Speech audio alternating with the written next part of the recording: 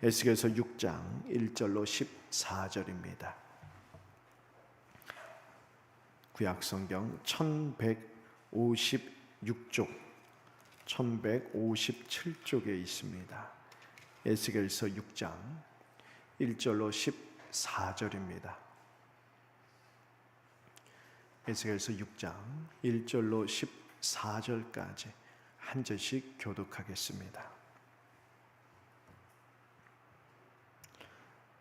에스겔서 6장 1절로 14절입니다. 여호와의 말씀이 내게 임하여 이르시되 이르기를 이스라엘 산들아 주 여호와의 말씀을 들으라. 주 여호와께서 산과 언덕과 시내와 골짜기를 향하여 이같이 말씀하시기를 나 곧 내가 칼이 너희에게 임하게 하여 너희 산당을 멸하리니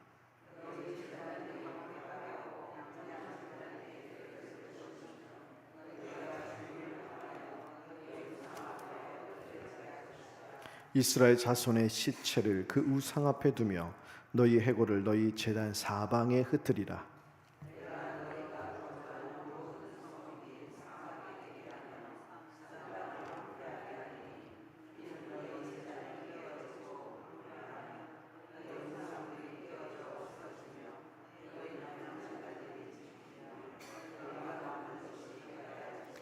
또 너희가 죽임을 당하여 엎드러지게 하여 내가 여호와인 줄을 너희가 알게 하려 함이라.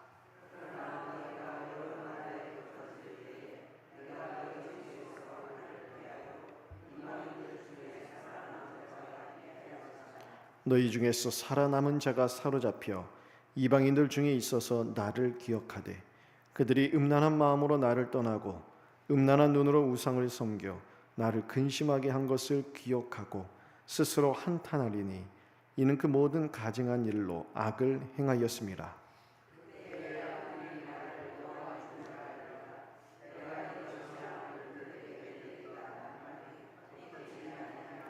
주 여호와께서 이같이 이르시되 너는 손뼉을 치고 발을 구르며 말할지어다. 오호라 이스라엘 족속이 모든 가증한 악을 행함으로 마침내 칼과 기근과 전염병에 망하되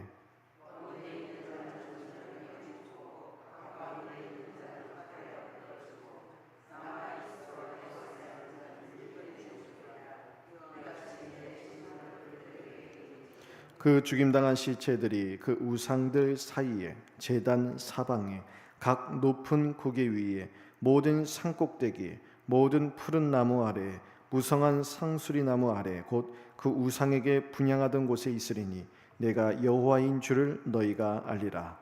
내가 내 손을 그들의 위에 펴서 그가 사는 온 땅 곧 광야에서부터 디블라까지 황량하고 황팡하게 하리니 내가 여호와인 줄을 그들이 알리라. 아멘. 하나님께서 에스겔 선지자로 하여금 행동으로 시각적인 메시지를 전하게 하셨습니다. 세 가지의 행동으로 메시지를 생생하게 눈으로 보게 한 후에 하나님께서 다시 에스겔 선지자 입을 열어주셨지요. 그래서 심판의 메시지를 외치게 하셨는데 오늘 또 하나님께서 그 입에 메시지를 주셔서 하나님의 이 심판의 메시지를 선포합니다.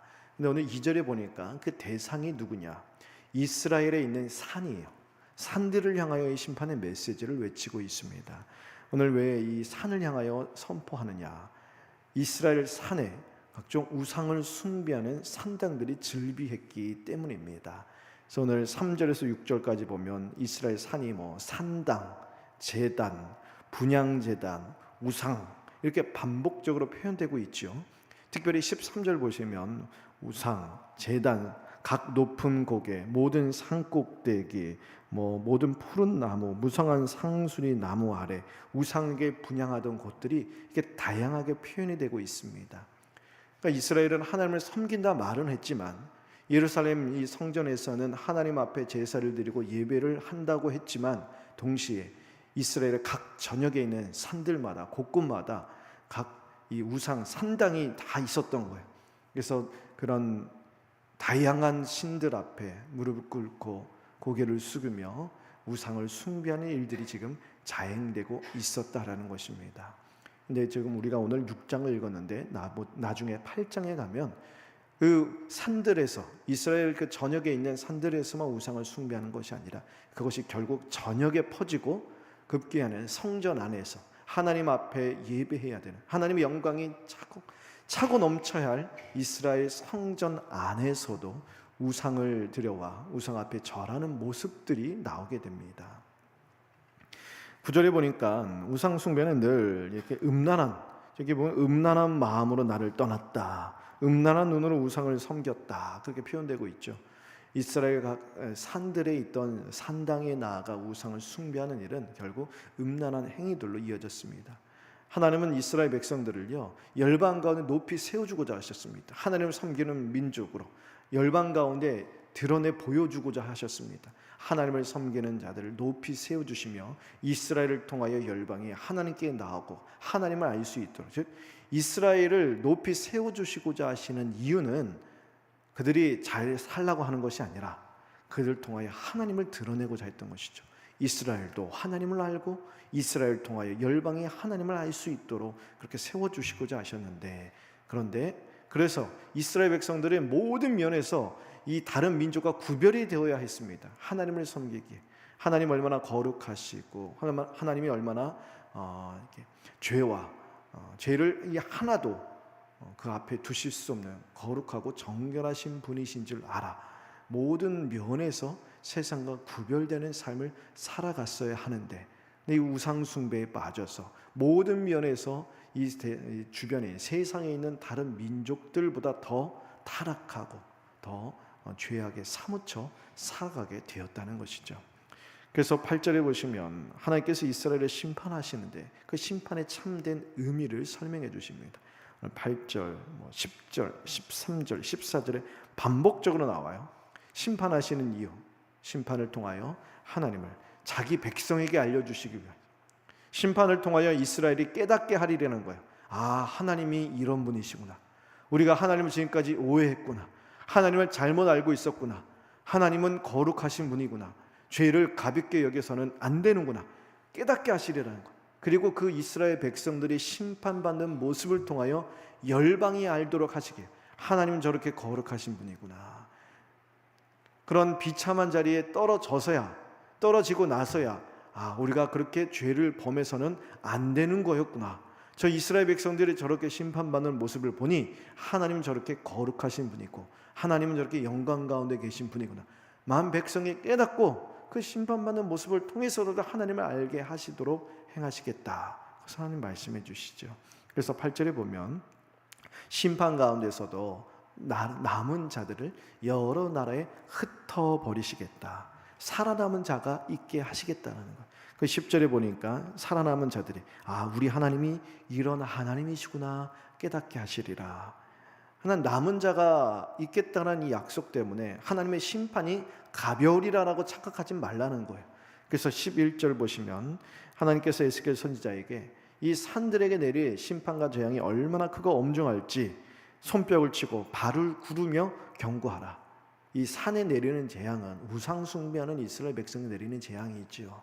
그래서 11절에서 13절 보시면 전쟁과 기근과 전염병으로 인해서 산당과 거기 있던 모든 우상들 사이에 시체들이 가득한 처참한 광경을 너희가 보게 되리라. 그래서 14절에 하나님의 심판과 징계로 그런 비참한 상태에 떨어지고 나서야 하나님만 섬기지 않으면 안 되는 거구나, 하나님 앞에서 죄를 가볍게 생각해서는 안 되는 것이었구나, 그제서야 회개하고 하나님께로 마음을 돌이키게 되리라 말씀해 주시죠. 오늘 이 말씀은 우상 숭배와 같은 죄가 우리 삶 가운데 얼마나 비참한 결과를 가져오는지를 깊이 깨닫게 해주시는 말씀이 아닐 수 없습니다. 사실 우리가 우상 숭배, 구약 시대에 우상 숭배가 얼마나 질비했습니까? 이스라엘 백성들 가운데 하나님을 믿노라 하면서도 돌아서면 우상을 숭배했잖아요. 이런 말씀들을 대할 때 우리는요 되게 쉽게 대하는 경향이 있습니다. 왜냐하면 우리는 이 시대에 우상을 섬기지 않은 것 같거든요. 우리 우상을 안 섬기잖아요. 우리가 뭐 하나님 섬기고 주일날 예배하고 돌아가서 뭐 절에 갑니까? 우리 가서 뭐 다른 우상, 다른 뭐 종교를 섬깁니까? 우리 집에 어떤 우상 이런 형상을 만들어 놓고 그 앞에 뭐 절합니까? 우리가 뭐 하나님 섬긴다면서 이 몸 안에 뭐 부적 같은 거 뭐 이렇게 뭐 하고 다니고 그렇지 않잖아요. 그럼 우리는 우상 숭배와 상관이 없다 생각하는 경향이 있다라는 것이죠. 그런데 사실 우리는요, 하루에도 수백 번씩 우상을 섬기고도 남는다라는 거예요. 눈에 보이는 우상을 섬기지 않지만 우리의 심령 가운데는 여러 가지 우상들이 질비하가 있다. 하나님보다 더 사랑하는 것들, 하나님보다 더 의지하는 것들이 다 우리 우상이라는 거예요. 하나님 없어도 이것만 있으면 내가 살겠다 생각하는 것이 다 우리 우상이 된다는 거예요. 하나님 왜 이거 들어주지 않죠? 이거 안 들어주니 내가 하나님 섭섭합니다, 하나님 안 믿겠습니다, 그렇게 생각하는 모든 것이 다 하나님보다 위에 있는 것들이, 그것이 다 우리의 우상이 된다라는 거예요. 우리는 언제든지 우상 숭배에 넘어지는, 우리도 이 우상 숭배에 있어서 자유롭지 않다라는 것입니다. 오늘 이 말씀을 통해서 우리가 이 시대에 가장 큰 영향을 받는 것이 결국 물질의 우상 아니겠습니까? 물질의 우상에서 넘어지는 부분이 너무나도 많지요. 이 말씀을 대하고 이 말씀을 가지고 기도할 때에 혹시 우리 마음가운데 지금 현재 하나님과의 관계 앞에서 하나님보다 더 앞서고 있는 것들이 있지는 않은지, 하나님보다 더 의지하고 있는 것들이 있지는 않은지, 하나님과의 관계 속에서 영향을 끼치고 있는 것들이 있지는 않는지 돌아보면서 그것들보다 더 하나님을 우리 마음의 중심 가운데, 우리 삶의 중심에 바로 잡을 수 있도록, 우리 삶의 중심, 우리 삶의 이 임금 왕의 자리에 하나님이 앉아 계셔야 되는데 하나님 아닌 다른 것에 앉아 있었다면 그것을 내려놓고 하나님을 우리 삶의 중심에 다시 모실 수 있는 그런 은혜를 달라고 함께 하나님 앞에 우리의 마음을 드리며 기도하게 되기를 바랍니다. 아무리 작은 것들이라고 할지라도 죄는요 큰 파괴력을 갖고 있습니다. 그러니까 하나님 말씀을 통해 보게 됩니다. 그래서 하나님은 그렇게 죄에 대해서 민감하신 거예요. 이스라엘 백성들 가운데 구약에 보면 그 하나님께서 이스라엘 백성들 율법을 주실 때 어떻게 보면 정말 깐깐하리라 싶을 만큼 정말 세부하게 아주 그냥 아주 구체적으로 하나님 율법을 통해서 명해 주십니다. 조그만 부정한 것도 이스라엘 진영 가운데 그들의 장막 가운데 생겨나지 아니하도록, 조그만 것이 생겨났을 때 뭐 며칠 동안, 채를 동안, 뭐 얼마나 큰 긴 기간 동안 그것을 아주 그냥 다 도려내고 깨끗하게 정화되도록 하나님께서 심각하고 너무하다 싶을 만큼 하나님 아주 구체적으로 말씀해 주세요. 그 이유, 죄는요 자그마한 모양이라도 남겨두지 말라는 거예요. 큰 파괴력이 있기 때문에 그렇습니다. 우리가 몸 안에 악성 종양이 요만한 것, 정말 먼지 많은 것 하나만 남아있다고 하더라도 그것이 발견되잖아요. 그 의사들이 가만두지 않죠. 당장에 잘라내자 그래요. 왜 그렇습니까? 아이 요만한데요 뭐 눈에 보이지 않는 건데 그냥 갖고 살지요. 의사가 난리치죠. 왜 그렇습니까? 쉽게 퍼져나가기 때문에, 쉽게 전이 되기 때문에 남겨놓아서는 안 된다는 거예요. 잘라내야 된다는 거예요. 마찬가지입니다. 우리의 영적 생활 가운데 죄는요 그 어떤 작은 모양이라도 가볍게 여기서는 안 된다는 거. 왜냐? 큰 파괴력을 갖고 있기 때문에 즉시 회개하며 그 고리를 끊어내야 된다 말씀해 주시는 것이죠. 여러 우상들의 우리 눈과 마음을 빼앗겨 하나님을 놓쳐버린다면 하나님은요 그래서 심판과 징계의 손길을 통해서라도 그 죄를 드러내기를 원하시는 거예요. 그 죄를 우리 삶에서 끊어내도록, 그래서 하나님을 다시 우리의 삶의 중심에 두도록, 우리의 마음을 다시 하나님께 두도록, 우리의 시선을 다시 하나님께 고정시키도록 하나님이 간섭하신다는 것입니다. 그 하나님의 간섭하시는 손길을 깨닫는 것이 은혜예요. 그리고 그 하나님의 다가오셔서 말씀하시는 소리를 듣는 게 은혜입니다. 그리고 그때 기도할 때 우리는 보게 될 거예요. 요나에게 풍랑 가운데 찾아오시잖아요. 그런데 영적 눈으로 보면, 우리의 현실의 눈으로 보잖아요. 그러면은 한 눈으로 보면 하나님이 큰 풍랑을 갖고 찾아오시는 것만 보입니다.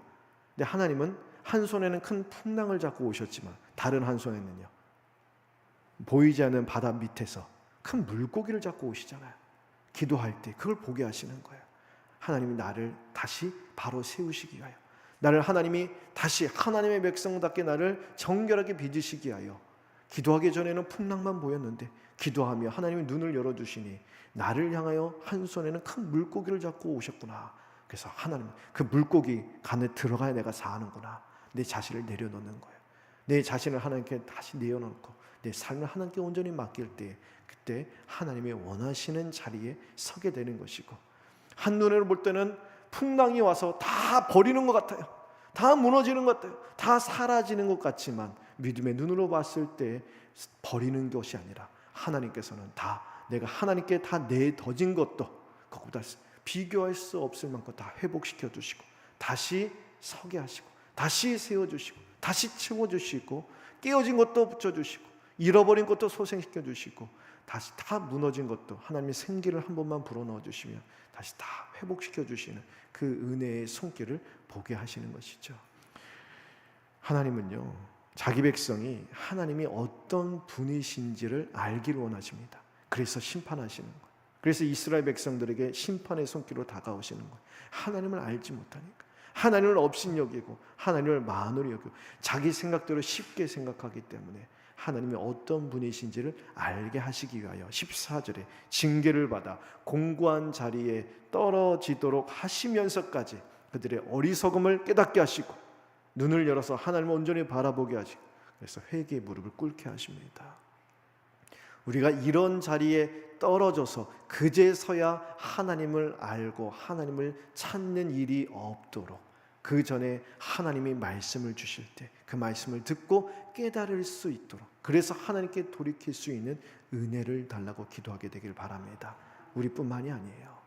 우리의 자녀들, 우리의 가족들, 우리의 교회, 특히 이 시대 한국 교회가 이러한 이스라엘 백성들처럼 이 비참한 자리에 떨어지고 나서야 그제서야 마음을 치고 회개하며 하나님 앞에 처절하게 울부짖으며 나오지 않고 지금 이 평안한 때에 하나님께서 말씀을 통하여 부르실 때에 이 말씀을 듣고 회개하고 돌이킬 수 있는 은혜를 달라고 간절히 기도하게 되기를 바랍니다.